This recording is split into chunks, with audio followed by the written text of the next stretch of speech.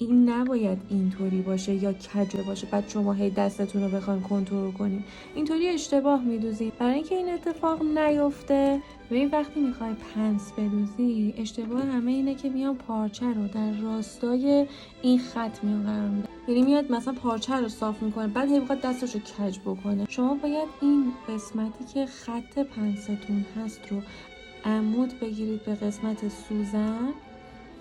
ببین الان این عموده به کلا کارپیشبند. یعنی من وقتی که دارم کارپیشبندمو در نظر میگیرم، سوزنمو در نظر میگیرم و همینطور پایمو توی یک خط صاف این دوخته میشه تا به این قسمت مرکز این پایین برسه. عمود میگیریش به سوزنت